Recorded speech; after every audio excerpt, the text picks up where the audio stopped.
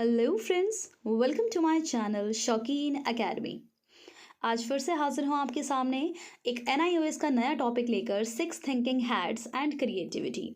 Six thinking hats आपने शायद पढ़ा है कि नहीं पढ़ा है, लेकिन इससे डीएसएसबी में क्वेश्चंस बहुत सारे बने थे।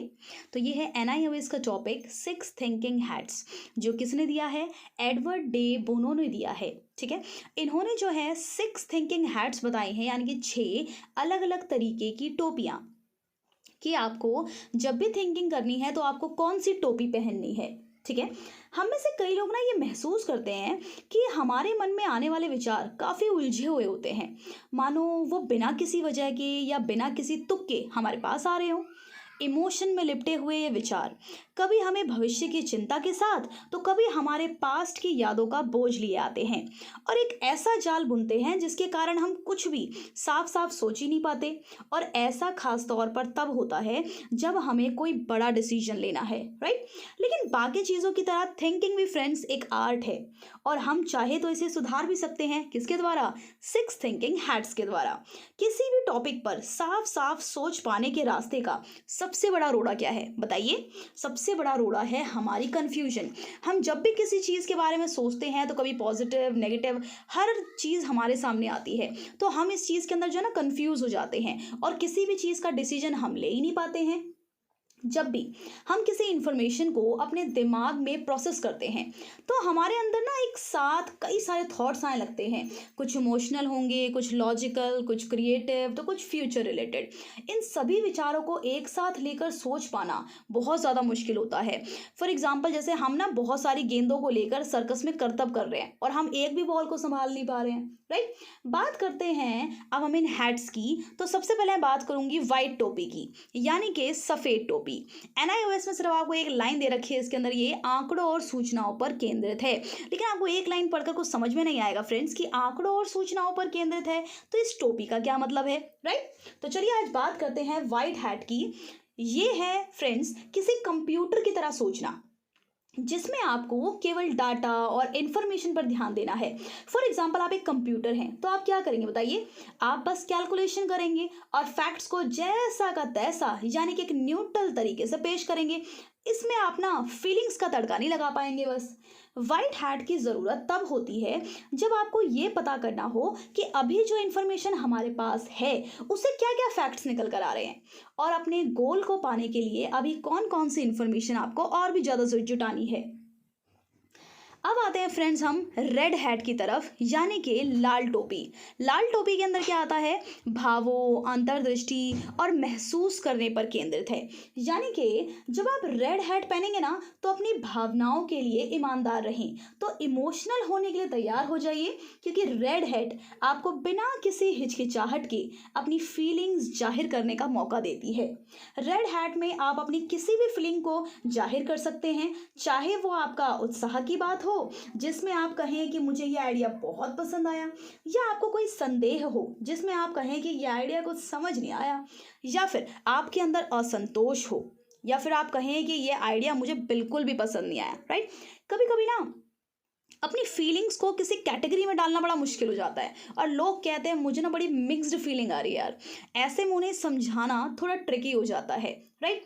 मज़े की बात यह है, अलग अलग कल्चर में ना फीलिंग्स को जाहिर करने का तरीका भी अलग अलग होता है। जैसे यूनाइटेड स्टेट्स में ही ले लो, वहाँ पर लोग ना सीधा बोल देते हैं क्या वाहियात आइडिया है। लेकिन जापान में इसी बात को लहजे में बोला जाता है कि मैं इसके बारे में ना सोचूंगा। यानी कि सिंपल टर्म्स में कहें तो जब भी आपने रेड हैट पहनी है तो आप अपने मन की बातों को आप कह सकते हो, राइट। तो आज हम इन्हीं टोपियों के बारे में डिस्कस करेंगे कि सफ़ेद टोपी क्या है, लाल टोपी क्या है। अब आएगी हमारे सामने काली टोपी। काली टोपी यानी कि ब्लैक हैट। ब्लैक हैट का क्या रोल है भैया? अब देखिए, जैसे फॉर एग्जाम्पल आप क्या करेंगे, काली टोपी को आप कैसे डिस्क्राइब करेंगे? ये आपको आने वाले खतरों और बुरे नतीजों से आगाह करती है। अब आप बोलोगे ये कैसे? जैसे मान लो आप अपना काला कोट पहनकर किसी मर्डर केस का फैसला कर रहे हैं। ऐसे में आपको हर तथ्य और सबूतों को ध्यान से देखना होगा, क्योंकि किसी की जान का सवाल है। ब्लैक हैट को पहनना भी कुछ ऐसा ही है फ्रेंड्स, जहां आप कानून के दायरे में रहकर टॉपिक के हर पहलू पर विचार करते हैं और अपनी वैल्यूज़ को, एथिक्स को ध्यान में रखते हुए क्या क्या परेशानियां आ सकती हैं इस बात का पता लगाते हैं। ब्लैक हैट असल में सतर्कता के बारे में है, जो कि आपको उन चीज़ों को करने से रोकता है जो आगे चलकर आपको नुकसान पहुंचा सकती है, जैसे गैर कानूनी, खतरनाक या घाटे का काम। ऐसे कामों को करने से ये बचाती है। ब्लैक हैट थिंकिंग से आप बहुत सी गलतियों से बच सकते हो।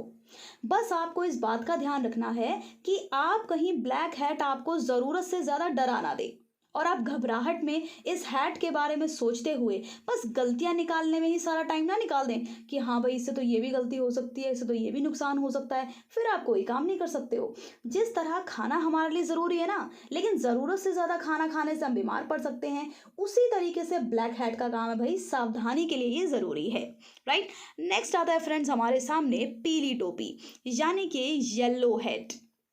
क्या आपकी ज़िंदगी में कभी ऐसा पल आया है जब सब कुछ एकदम सही लग रहा हो, मानो दुनिया की हर चीज़ एक सुनहरी चादर सी चढ़ गई हो और सब कुछ बहुत ब्यूटीफुल, खूबसूरत लगने लगा हो?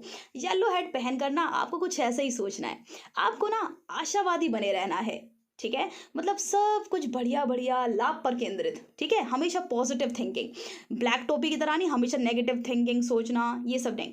पीली टोपी में आपको पॉजिटिव सोचना है बिल्कुल। येलो हैट के साथ आपको एक बात का ध्यान रखना है कि आपकी पॉजिटिविटी लॉजिक पर आधारित हो, किसी फैंटेसी पर नहीं कि भाई आपने कोई कोई कंपनी खोली और आप सोचा आप रातों रात अरबपति हो जाओगे। नहीं, यूं तो येलो हेड जो है हर आइडिया की उपयोगिता और फायदा देखने के लिए प्रेरित करती है, लेकिन इसका मतलब ये नहीं है कि हम खुद को झूठी उम्मीदों से धोखा दें। ठीक है, इसीलिए आपके सपने और आपका विजन एक रियलिस्टिक अप्रोच पर टिका हुआ होना चाहिए, किसी झूठी उम्मीद पर नहीं। जैसे कि आप भी पीली टोपी पहन के ही बैठे हो अभी एग्जाम की प्रिपरेशन करने के लिए कि हाँ मैं सरकारी नौकरी लग जाऊंगी या लग जाऊंगा, राइट। लेकिन उसको साकार करने के लिए आप सोचिए कि आप अपने आप को झूठी तसल्ली तो नहीं दे रहे हैं, क्या आप उसके लिए उतनी मेहनत, उतनी शिद्दत से पढ़ाई कर रहे हैं? तो आपको ये सोचना होगा कि आपने पीली टोपी पहनी है कि फैंटेसी वाली।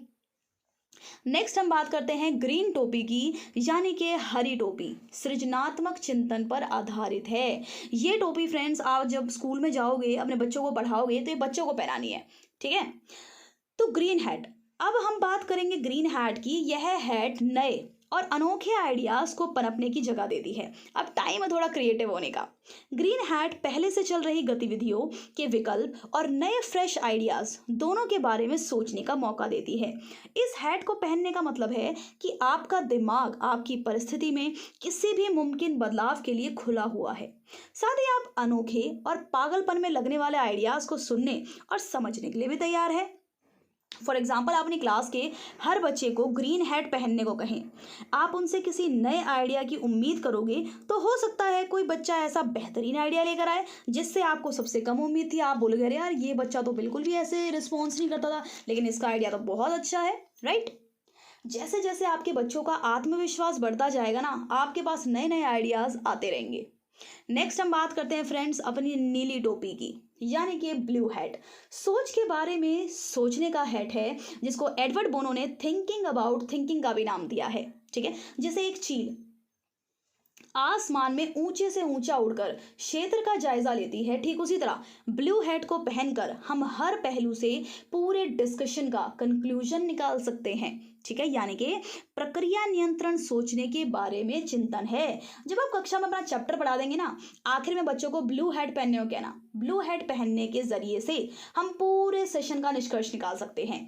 ये निष्कर्ष किसी समरी, कंफ्यूजन, डिसीजन या सॉल्यूशन के रूप में हो सकता है। अगर अब आप सारे हैट्स के बारे में जान चुके हैं, राइट। इन 6 हैट्स का उपयोग हमें कब करना है, क्यों करना है, ठीक है। लेकिन आप सोचेंगे यार ये साइकोलॉजी या पेपर ऊपर तय तो ठीक है कि हाँ भाई पढ़ लिया 6 थिंकिंग हैट्स, लेकिन ये हमारी ज़िंदगी में कैसे इंपॉर्टेंट है? जैसे मैथ्स के अंदर होता है ना, हम बातें ही करते रहते हैं यार ये A+B का होल स्क्वायर, ये सब हमारी ज़िंदगी में कहाँ ही यूज़ होता है। लेकिन साइकोलॉजी का एक फ़ायदा यही है कि हमारी असल ज़िंदगी में ना बहुत ज़्यादा उपयोगी है। जैसे आपको मैं इसका एग्जाम्पल देती हूँ। सबसे पहला एक एग्जाम्पल है इसके लिए कि जब ये आर्टिकल छपा था ना, आर्टिकल फाइनेंशियल टाइप में छपा था, उसके एक हफ्ते के अंदर ही बोनो के पास एक खत आया। और वो खत पता है किसका था? एक मिडिल क्लास आदमी का था। उसमें क्या लिखा था कि सर मैं पिछले कुछ सालों से और मेरी बीवी के साथ ना मेरा झगड़ा चल रहा था। किस बात को लेकर भाई? एक बड़ा घर लेना है हमको। होता है ना, हस्बैंड वाइफ में इस बात को लेकर झगड़ा हो रहा था कि भाई हमें एक ना बड़ा घर लेना है। उनकी बहस होती रहती थी, इस मुद्दे पर होती रहती थी, लेकिन निष्कर्ष कुछ निकलता नहीं था। पति अपनी बात कहता था और पत्नी अपनी बात कहती थी। लेकिन जब उसने सिक्स थिंकिंग हैट्स का ये आर्टिकल पढ़ा और उसका इस्तेमाल किया, तो इस मुद्दे को उसने इमोशनल, लॉजिकल, क्रिएटिव जैसे कंपार्टमेंट्स में बांट दिया और 10 मिनट में आंसर निकल गया। देखा फ्रेंड्स, है ना इंपॉर्टेंट? चलिए पढ़ते हैं हम सृजनात्मक चिंतन की अवस्थाएं। ग्राहम वालास ने पाया कि चाहे लोगों के सृजनात्मक चिंतन में व्यक्तिगत अंतर होते हैं, लेकिन ना इसमें एक दोबारा होने वाला पैटर्न भी है। सृजनात्मक चिंतन जो है फ्रेंड्स, वो 5 अवस्थाओं में होता है। सबसे पहली स्टेज है हमारी प्रिपरेशन, यानी कि तैयारी।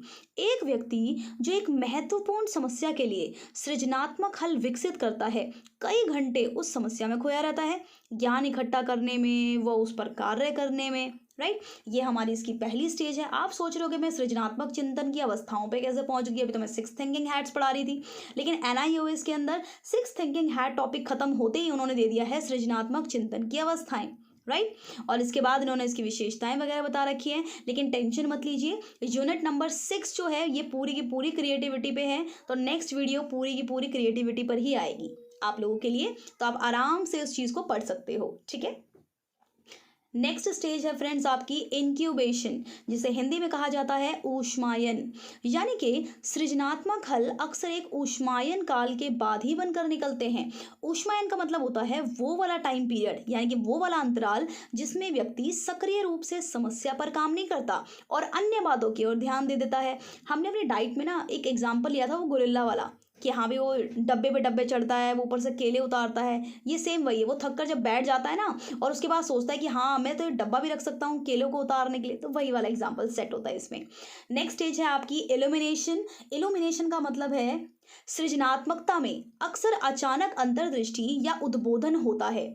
ऐसे समय में लोग कहते हैं कि वे अचानक हल्की पहेली रोशनी देखते हैं जी, महीनों और वर्षों से खोज रहे थे, ठीक है। एकदम से उनके उसमें आती है अंतर्दृष्टि या फिर उद्बोधन की फीलिंग आती है उनको कि हाँ मिल गया मिल गया मिल गया, राइट। जैसे वो यूरेका यूरेका कह के चिल्लाए थे, राइट, कि हाँ मिल गया, वो वाली बात है। नेक्स्ट स्टेज है आपकी फोर्थ, इवैल्यूएशन, यानी कि मूल्यांकन। उद्बोधन के बाद काफी प्रशुद्धिकरण की आवश्यकता होती है। विचार पर सोचकर उसे परीक्षण लायक बनाना, फिर उसका परीक्षण करना। जब ये प्रमाणित हो जाता है कि सृजनात्मक हल कार्य कर रहा है, तभी उसका अंतिम निष्कर्ष निकाला जाता है, राइट। ऐसी थोड़ा कि हाँ भी नहीं ठीक है इसको पास कर दो, नो। बहुत ज़्यादा जो है रिसर्च की जाती है इन सब चीज़ों के अंदर, जो भी क्रिएटिव हमारे सामने वर्क आए हैं हमारे सामने। नेक्स्ट आता है आपके सामने स्टेज रिवीजन, यानी कि पुनरावृत्ति। अंतर्दृष्टि कई बार ना असंतोषजनक होती है और सोचने वाला फिर से सृजन प्रक्रिया के आरंभ में पहुंच जाता है। कई बार अंतर्दृष्टि संतोषजनक होती है पर कुछ सुधार की आवश्यकता होती है, राइट। कई बार हमें लगता है कि नहीं नहीं यार हमारा जो ये आइडिया है ना अच्छा है, लेकिन उसमें थोड़ी बहुत सुधार की तो ज़रूरत हर चीज़ के अंदर होती है। आप किसी भी काम को ले लीजिए, आप उसको लेकर बैठेंगे ना तो आप सोचेंगे नहीं यार इसमें थोड़ी सी चीज़ें और हो सकती थी, ये और बेटर हो सकता था, राइट। ये इंसान की फितरत ही होती है। ये थी हमारी सृजनात्मक चिंतन की 5 अवस्थाएं, ठीक है। अब हम डिस्कस करते हैं सृजनात्मक विचारक की विशेषताएं, जो एनआईओएस में से भर भर के क्वेश्चन आते हैं आपके पेपर के अंदर, कि कोई भी आपकी एक लाइन पूछ लेंगे कि बताइए इसमें से सृजनात्मक चिंतन विचारक की क्या विशेषताएं हैं, ठीक है। तो आपको एक पॉइंट्स अच्छे से याद करने हैं। सबसे पहला पॉइंट है हमारा, वो जिज्ञासु होते हैं, ठीक है, बहुत ज़्यादा जिज्ञासु होते हैं हर चीज़ के लिए, समस्याएं ढूंढते हैं। इन लोगों को ना चुनौती का मज़ा लेने बड़ा मज़ा आता है, हाँ भाई मुझे चुनौती दो मैं इसको सॉल्व करूंगा, राइट। ये बहुत ही पॉजिटिव होते हैं, सकारात्मक होते हैं, ठीक है। समस्याओं को मौके के रूप में देखते हैं कि हाँ मुझे मौका मिल रहा है अपनी क्रिएटिविटी दिखाने का। समस्याओं को रुचिकर मानते हैं, समस्याओं को भावनात्मक रूप में स्वीकारते हैं, मान्यताओं को चुनौती देते हैं, जल्दी हार नहीं मानते, लगन से मेहनत करते हैं। अब आता है फ्रेंड्स हमारे सामने टॉपिक सृजनात्मक चिंतन में बाधाएं। बिना प्रश्न किए सहमत होना व्यक्ति की प्राकृतिक सृजनात्मक क्षमता को रोकता है। हमें सच्चाई को मानना चाहिए, राइट, हमें सच्चाई को मानना चाहिए। अब आता है फ्रेंड्स हमारे सामने, हम इनकी बाधाओं के बारे में बात कर रहे हैं, ठीक है, कि भाई हमें जब ये क्रिएटिव पर्सन होते हैं या फिर क्रिएटिव बच्चे होते हैं, उनके सामने क्या क्या बाधाएं आती हैं। ठीक है, तो यही वाला होता है कि हाँ भाई, क्लास में कई बार होता है टीचर थोड़ी फ्रस्ट्रेट हो जाती है, कोई बच्चा क्वेश्चन पूछता है कि मैम ये वाला कैसे होगा, मैम इसमें ये भी चीज़ हो सकती है। तो टीचर को लगता है यार ये क्या ही पागल बना रहा है मुझको, है ना, क्योंकि टीचर के पास इतने सारे काम होते हैं, वो उसकी क्रिएटिविटी को वहीं की वहीं रोक देती है एक आधा टीचर, राइट। सृजनात्मक को प्रेरित करने के रास्ते खोजना। हर व्यक्ति हर समय सृजनात्मक चिंतन की क्षमता रखता है, परंतु उसे उन काल्पनिक मानसिक बाधाओं को हटाना होगा जो उसने उस रास्ते से ग्रहण की है जहां वो आज है। सृजनात्मक चिंतन में कुछ बाधाएं हैं, जैसे कि पूर्वाग्रह, कार्यात्मक स्थिर अवस्था, सीखी गई लाचारी, सही जवाब ढूंढने की आदत, तार्किक चिंतन, नियमों को मानना, व्यवहारिक बनाना, काम करते रहना, नया काम या जिम्मेदारी लेने के लिए तैयारी ना होना, गंभीर व्यक्ति बनना, अस्पष्टता से बचना, मानना कि गलत बुरा है, सृजनात्मक बनने में विश्वास ही ना रखना। ये सब चीजें अपनी सृजनात्मकता को जागृत करने की प्रक्रिया वैसी ही है जैसे आध्यात्मिक ज्ञान ढूंढने वालों के लिए रास्तों की एक खोज। आध्यात्मिक भी ऐसी थोड़ा ना बन जाते हैं, ऐसी थोड़ा ना हर किसी को ज्ञान की प्राप्ति हो जाती है फ्रेंड्स, राइट। व्यक्ति पहले से ही सृजनात्मक है, परंतु उन्हें यह देखने के लिए सभी भ्रम त्यागने होंगे, राइट। क्रिएटिव बनने के लिए उनको ये सभी भ्रम जो हैं वो त्यागने होंगे। ऐसे हर कोई इंसान क्रिएटिव नहीं बन सकता, राइट। अब आता है हमारे सामने नेक्स्ट टॉपिक, आत्म प्रत्यय का विकास। आत्म प्रत्यय क्या होता है? बच्चों में स्वयं अवधारणा का स्तर एक समान नहीं है, उसमें व्यक्तिगत भिन्नताएं हैं। ये हम बहुत पहले से पढ़ते आ रहे हैं कि हर बच्चा सेम नहीं है, सबके अंदर इंडिविजुअल डिफरेंसेस होते हैं, राइट। माता पिता, भाई बहन, अन्य संबंधी बच्चे की पहली सामाजिक दुनिया है। सबसे पहले जब बच्चा छोटा होता है इन्हीं के पास तो रहता है। शुरू की मित्र मंडली की अभिवृत्तियां, एटीट्यूड, परिवार के प्रमुख सदस्यों की अभिवृत्तियां, सब कुछ बहुत महत्वपूर्ण है, क्योंकि एक बार में जो स्वयं अवधारणा की नींव बन जाती है ना, उसे बदलना बड़ा मुश्किल होता है। ठीक है, बचपन में ही आपने उसको हर काम करने दिया तो वो थोड़ा सा सही हो जाएगा, वो बोलेगा कि हाँ भाई मैं ये काम कर सकता हूँ। लेकिन आपने शुरू में उसको दब्बू बना दिया कि नहीं नहीं बेटा तेरे बस की नहीं है, तू नहीं कर सकता, तो बस फिर वो वहीं से जो है दबना शुरू हो जाता है, उसका डेवलपमेंट जो है अच्छे से हो ही नहीं पाता है, राइट। अब इसके अंदर फ्रेंड्स बहुत मेन टॉपिक आया है, खुशी के 3 ए। आप ये क्वेश्चन बार बार आ रहा है, डायरेक्ट क्वेश्चन में पूछ रहे हैं कि खुशी के 3 ए क्या है। आपने कभी पढ़ाई नहीं है डाइट के अंदर, ना ही किसी कॉलेज के अंदर ये सब चीज़ें पढ़ाई जाती हैं। तो ये क्वेश्चन बिल्कुल डायरेक्ट बनता है, खुशी के 3 ए क्या हैं? एक्सेप्टेंस, अफेक्शन और अचीवमेंट। क्योंकि आत्म प्रत्यय वाले चैप्टर में दे रखा है ये, खुशी के लिए बच्चे की मूल आवश्यकताओं की पूर्ति होनी जरूरी है, तभी तो वो इंसान खुश होगा भाई, जब उसकी मूल आवश्यकताओं की पूर्ति हो जाएगी। अब नेक्स्ट टॉपिक आता है फ्रेंड्स आपके सामने, मूल्य, जो हमारी वैल्यूज हैं, बच्चों में मूल्यों का विकास। ठीक है, बच्चों में मूल्यों का विकास। एक जर्मन दार्शनिक फ्रेडरिक नीत्शे ने 1980 में पहली बार वैल्यूज शब्द का जो है इस्तेमाल किया था, राइट। किसने किया था फ्रेंड्स? जर्मन दार्शनिक थे फ्रेडरिक नीत्शे। नाम अच्छे से याद कर लीजिए, पेपर में आते ही लगा दीजिएगा। यानी मूल्य शब्द का प्रयोग किया जिसका तात्पर्य था नैतिक मान्यताएं और अभिवृत्तियां जो व्यक्तिगत व व्यक्तिपरक है। जब बच्चा पैदा होता है ना, तो ना तो वो नैतिक होता है और ना ही अनैतिक। जब वो अपने संसार में कदम रखता है, उन्हीं से वो सीख सीखे या तो वो अच्छा बनता है या बुरा बनता है। एक बच्चे को अच्छे घर में रख दो, संस्कारी खानदान में, और एक बच्चे को आतंकवादी वालों में छोड़ दो, तो हो जाएगा ना बच्चा नैतिक और अनैतिक दोनों से। नैतिक बच्चे की नींव शिशु काल में रखी जाती है। शिशु काल में नैतिक विकास का निम्न स्तर होता है। अब आप सोचेंगे कि नैतिक विकास निम्न स्तर का क्यों होता है? क्योंकि देखो, जो बच्चा छोटा होता है ना, तो उसे किसी भी चीज़ की नॉलेज ही नहीं होती है, राइट। तो वो कहता है, उसको सही गलत की पहचान करना थोड़ा मुश्किल हो जाता है। सही उसके लिए वही है। Thank you for watching my video.